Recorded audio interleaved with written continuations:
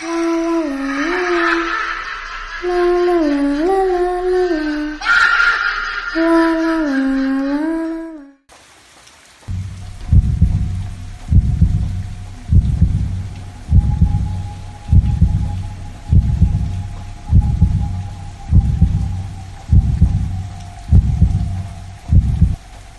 the heart of a seemingly normal town, a monstrous secret simmered beneath the surface.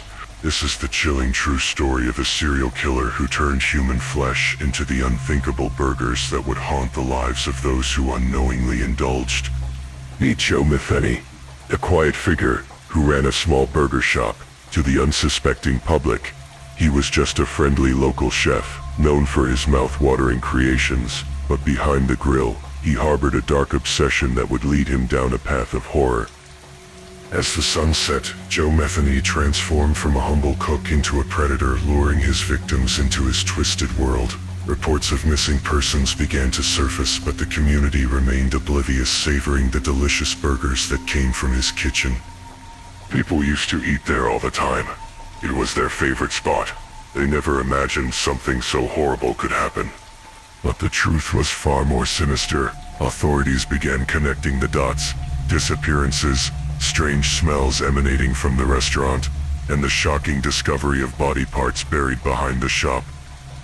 It wasn't long before they uncovered evidence that killer's name had been using human remains in his famous burgers. The revelation sent shockwaves through the community and beyond, as the horrifying details emerged.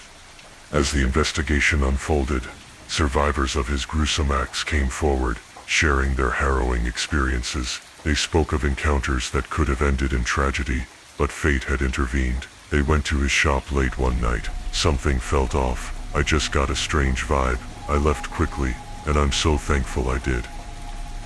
Joe Metheny had always been rough. He endured a childhood of neglect with an absent, alcoholic father and a mother forced to work extra shifts to support her 6 children. They lived in Essex, near Baltimore.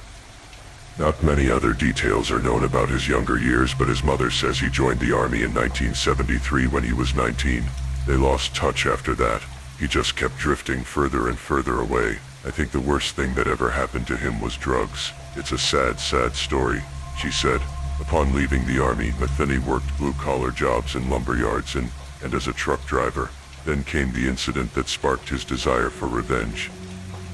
In 1994, Joe Metheny was living with his girlfriend and their 6-year-old son in South Baltimore. As a truck driver, he was on the road for long stints at a time. One day he came home to find his girlfriend gone, along with their child. Like Metheny, she had a drug addiction, and Joe believed she left with another man and took to living on the streets with him.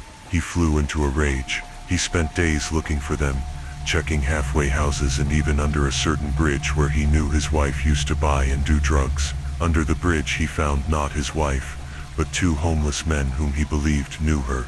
When they gave no indication that they knew where his family was, he killed them both with an axe he'd brought along.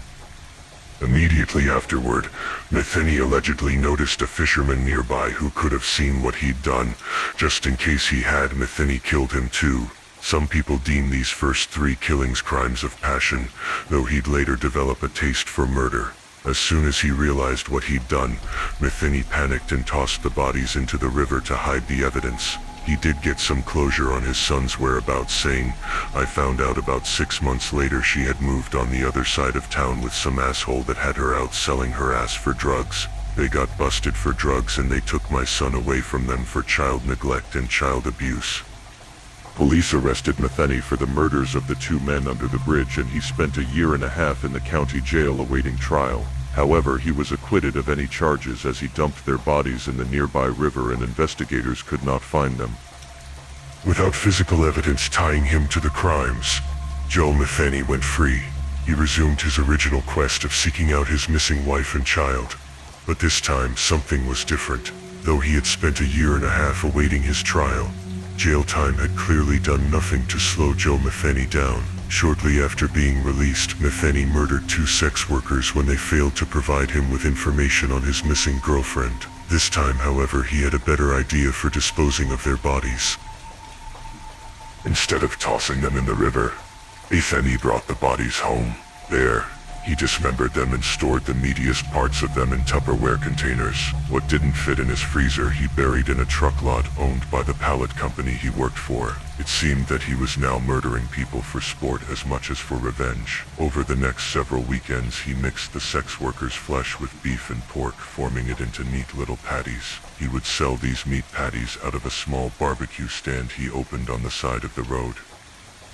Instead of tossing them in the river, Metheny brought the bodies home. There he dismembered them and stored the meatiest parts of them in Tupperware containers. What didn't fit in his freezer he buried in a truck lot owned by the pallet company he worked for. It seemed that he was now murdering people for sport as much as for revenge. Over the next several weekends, he mixed the sex workers' flesh with beef and pork, forming it into neat little patties. He would sell these meat patties out of a small barbecue stand he opened on the side of the road.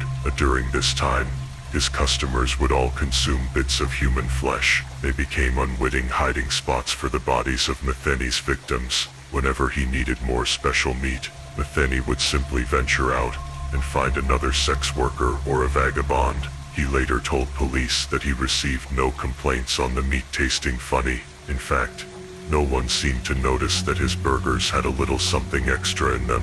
The human body tastes very similar to pork, he said.